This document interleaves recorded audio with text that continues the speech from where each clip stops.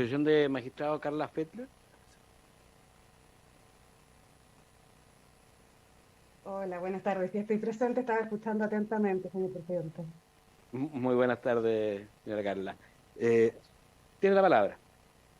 Muchas gracias. Es un placer poder exponer después de Magdalena porque deja muy bien asentadas las bases para poder hablar del proyecto. Y la primera impresión que tuvimos nosotros como Asociación Nacional de Magistrados cuando lo leímos es que hay una preocupación real para eliminar o para reducir las discriminaciones en contra de la mujer en lo que tiene que ver con la administración de nuestro patrimonio cuando estamos casadas. Sin embargo, nos llamó poderosamente la atención que en el artículo primero transitorio, me parece que es, se señala que estos regímenes patrimoniales y las modificaciones que está introduciendo este proyecto de ley no se aplican a los matrimonios que se hayan celebrado con anterioridad a la vigencia de la ley. Por lo tanto, sería una ley que busca disminuir las discriminaciones de aquí a futuro y para quienes estamos casados antes de que se promulgue, quedamos en la misma situación. Y ahí ya se genera una discriminación en cuanto a la mujer casada. Fuera de esto, encontramos además algunas preocupaciones. Eh, Primero, voy a empezar con lo más simple y lo más fácil, tal vez de modificar. Que cada vez que hay modificaciones se sigue hablando del juez.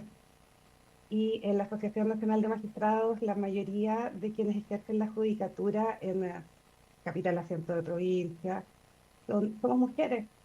Entonces sería súper fácil, ya que estamos hablando de este tipo de temas y que está relacionado también con las observaciones que hizo la Comisión Interamericana de Derechos Humanos, de eliminar el lenguaje sexista en los proyectos de ley. Pasando a otro tema que no es tan complejo, el proyecto mantiene las expensas para la litis, que es algo que ya está en nuestra legislación y quienes han tramitado en familia saben que se reparte pobreza, por lo tanto, el texto legal es una aspiración a que la mujer que carece de un patrimonio o que no tiene un patrimonio tan abundante como el marido pueda defenderse en juicio en igualdad de condiciones, pudiendo acceder a la misma calidad de abogados y de abogadas. ¿Y esto por qué se los menciono? Porque lo que hablaba Magdalena y lo que exponía Magdalena de la administración y cómo vamos viendo qué hacemos con nuestro dinero, cobra vital importancia al momento del término del matrimonio, de la separación. Y cuando todos están en periodo de luna de miel es muy fácil llegar a acuerdos. Y por lo mismo es muy poco razonado el régimen patrimonial al que uno va a adscribir al momento de casarse. Y ahí es una de las sugerencias que nosotros les tenemos. Como ya existe la posibilidad de que el oficial del registro civil indique que se pueden hacer cursos antes de casarse, tal vez podría introducirse ahí algo sobre los regímenes patrimoniales del matrimonio para que finalmente la opción que uno haga sea una opción consciente e informada. Como ya les decía que el problema que vemos nosotros es cuando ya el matrimonio está peleado y se llegan a tribunales, es porque de verdad hay un conflicto muy grande. El problema que vemos nosotros ahí en la tramitación de lo que puede acarrear esta ley es la sobrecarga de causas en familia, no porque no querramos tramitar, sino que actualmente una mujer puede sustituir el régimen patrimonial de su matrimonio sin autorización de nadie. Sin embargo, en el proyecto que están discutiendo, se establece para el cónyuge no administrador, y poniéndonos en la hipótesis de que sea la mujer, que mayoritariamente es así en la realidad actualmente, que debe requerir autorización del tribunal para hacerlo. Entonces estamos hablando de que mujeres adultas con libre administración de su patrimonio mientras están solteras y quieren sustituir el régimen que tienen que acudir ante un tribunal de familia para que el tribunal de familia haga un análisis financiero y si su activo es mayor que su pasivo, podría sustituirlo. ¿Cuál es el problema de esto? eh, el transparentar toda la información financiera para que un tercero me dé permiso y un tercero me diga si estoy tomando bien mis decisiones cuando soy un adulto, pareciera ser que con este afán de proteger, porque entiendo que por ahí va la idea, podría al contrario estar volviendo o retrocediendo, cediendo un poco de camino al decirnos que no podemos decidir qué hacemos con nuestro dinero.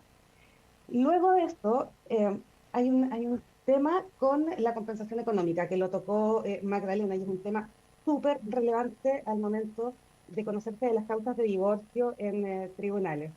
Perdón, está mi hijo acá y quería saludarle. En la compensación económica tiene una finalidad que es ver si por haberse dedicado al cuidado de los hijos y del hogar común, alguno de los cónyuges no trabajó o trabajó en menor medida de lo que quería y podía.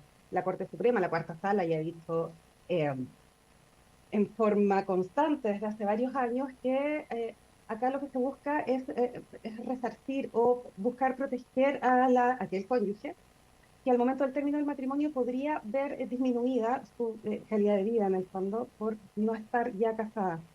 Y esto tiene una lógica cuando se termina el matrimonio y estamos viendo la compensación económica, que es ver qué hacemos, la labor de cuidado, que tanto se ha discutido últimamente, cómo valorizamos el cuidado. Pero ¿qué sentido tiene la compensación económica si estoy sustituyendo mi régimen patrimonial del matrimonio? Supongamos que soy una empresaria o una emprendedora con mucha energía, me fue muy mal en mi primer proyecto y lo que yo quiero es sustituir el régimen precisamente para proteger a mi familia. Y tengo que transparentar toda esa información financiera con mi cónyuge para que el tribunal me autorice y no me va a autorizar, porque tengo más deudas que ingresos. Y es una realidad súper común, y no solo para las emprendedoras mujeres, para los emprendedores hombres también. ¿Cuál es el tema que vemos nosotros con esto? Como lo tiene que autorizar el tribunal, ¿qué pasa si yo, 2025, aprobada la ley, hago esta sustitución del régimen patrimonial, no pido autorización al tribunal o pido autorización al tribunal y el tribunal me dice, mire, usted tiene derecho aquí a una especie de compensación económica, que es lo que se está estableciendo en el proyecto, y un par de años después me divorcio? Voy a tener derecho a una compensación si son los mismos principios. Peor que eso, ¿qué pasa si quiero rápido? Necesito sustituir el régimen, necesito hacerlo rápido, entonces yo voy a decir que no tengo derecho a nada aquí. En un juicio de divorcio, cualquier litigante que esté preocupado por sus causas va a presentar eso en el tribunal para decir, miren, doña Carla dijo que no tenía derecho a esta especie de compensación por la sustitución del régimen patrimonial y ahora está demandando. ¿Cómo es esto posible? Esa es una preocupación porque la institución de la compensación económica opera sobre esa base, sobre el término del matrimonio, y ahí tiene sentido valorizar los cuidados, valorizar la pérdida económica o el menoscabo económico que supone el matrimonio.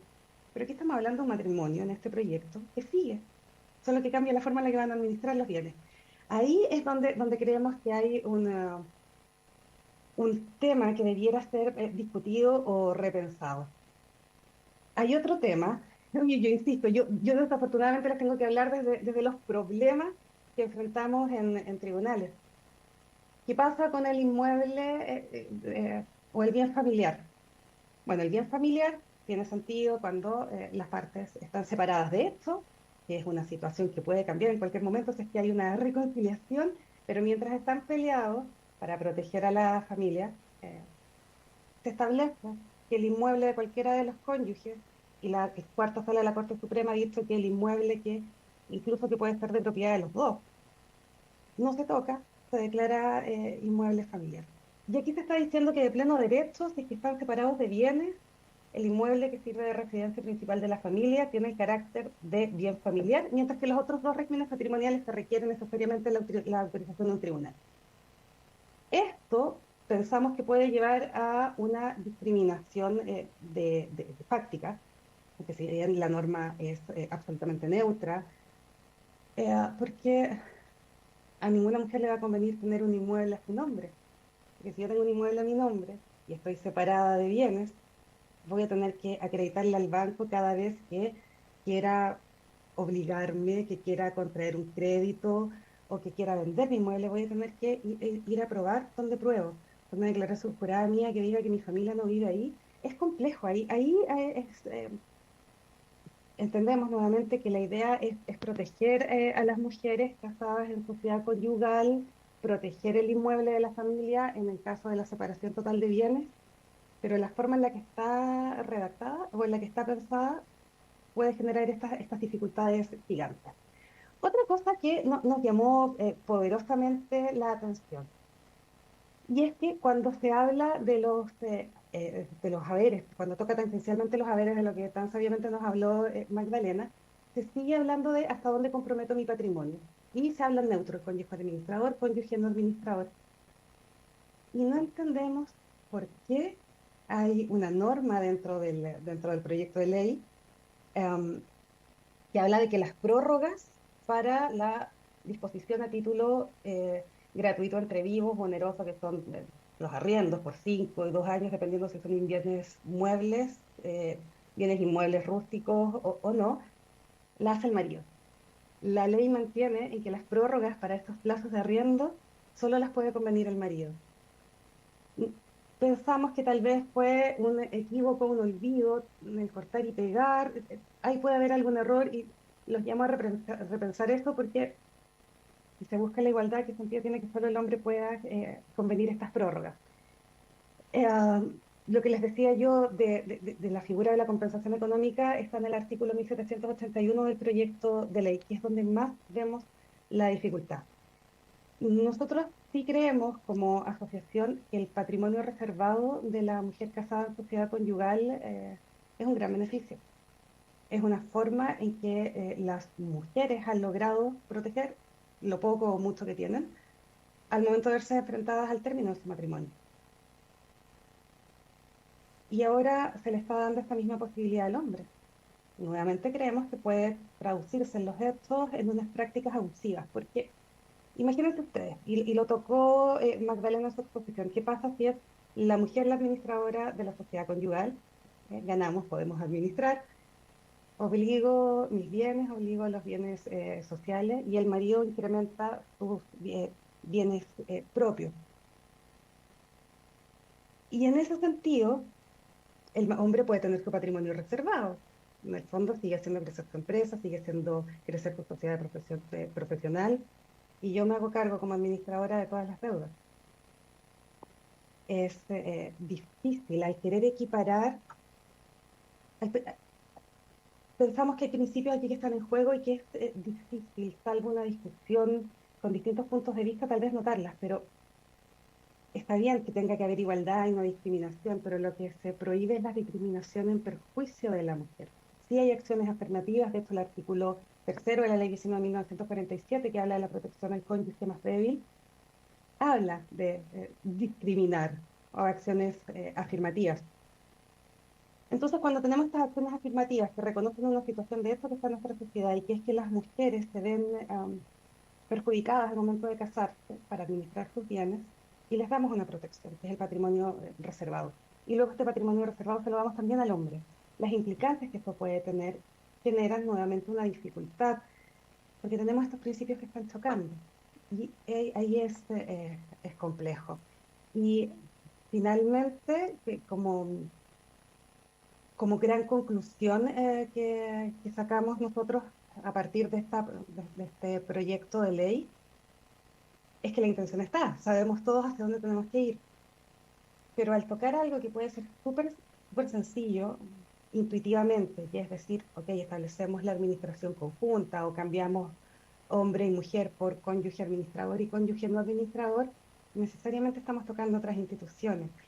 Y si el proyecto lo único que busca, porque en el objetivo de la ley habla de que de cuáles son estos que es la libre administración, habla de la igualdad también, pero cuando se están tocando otras instituciones que tienen principios distintos, pudiese generarse dificultades en la práctica, porque el cambio del administrador de la sociedad conyugal estamos viendo que está tocando la compensación económica, que está tocando los bienes familiares, sin embargo no está tocando los haberes de la sociedad conyugal, no está tampoco hablando de qué pasa con el tema hereditario, y no está hablando tampoco al establecer esta igualdad, mantiene, pudiendo modificarlas, normas dentro del matrimonio que siguen siendo terriblemente perjudiciales para la mujer. A propósito de la compensación económica, que entendemos es un tema potente, en el artículo 62 de la ley 19.947, cuando se habla de qué criterios el tribunal debe considerar para